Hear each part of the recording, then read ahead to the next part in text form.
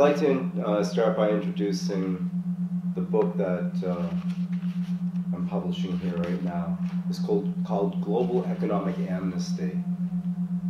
The idea of economic amnesty is that we're all in a system that is basically tearing us down, and everything that we do has a price until we're no longer people, we're cattle. That the system's going to make a buck on us no matter what. If we win or we lose, we succeed, we fail, no matter what, the system makes a buck. It's designed that way. It's designed to split us up. And there's a big problem going on because it's reached a point due to pollution and population explosion that the planet can't sustain this anymore.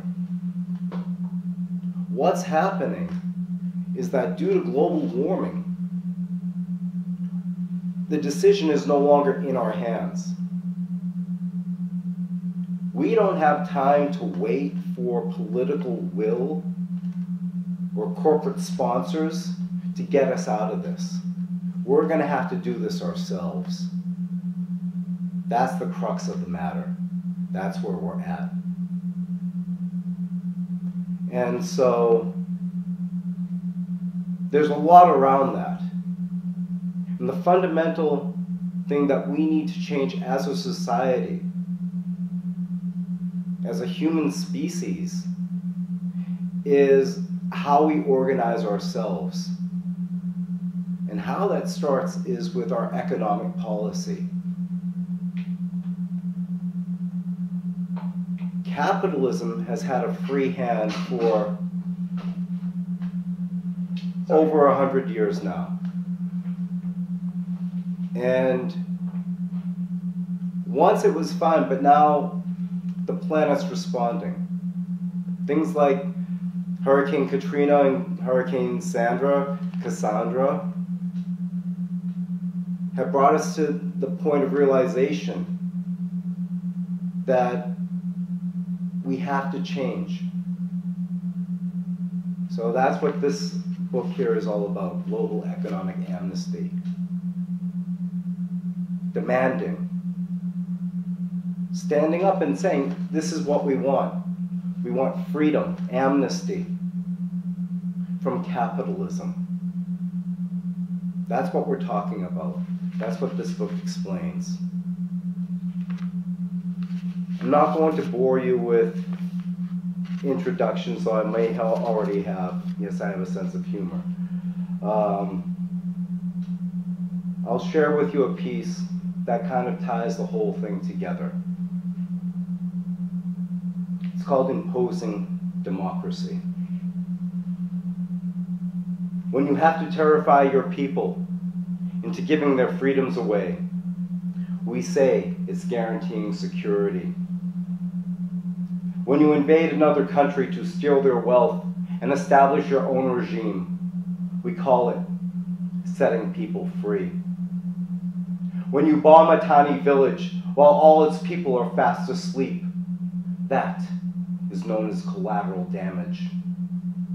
And when you rob from the poor to subsidize your rich friends' wallets, well, I'd say that's graft, but maybe you'd call it paying homage.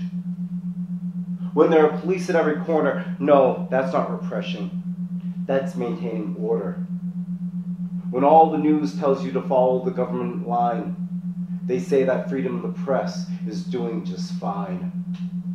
When you're not capable of an independent thought, then you've received a good education. And when your health care runs out, that's just the benefits of privatization. When we hide our sweatshops in China, we say that slavery is abolished. When your vote isn't even being counted, there are people who would call that universal suffrage. When a baby is shot by a stray bullet, maybe it's officially an accident, But just try telling that to the mother. And when the ice caps are melted and the air is polluted, no, that has not a thing to do with your prophets. When you say we're at war, I ask you, when haven't we been? That's just their version of peace without end. Why is it that the rules suddenly change when you're on the wrong side of a color?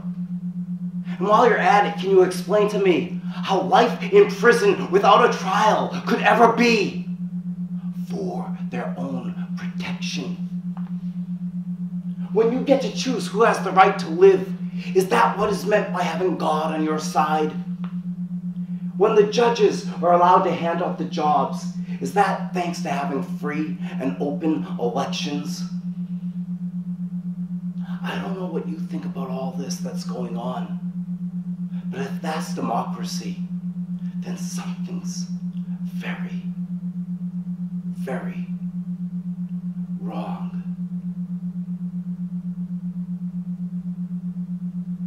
Nice. Let's load it up.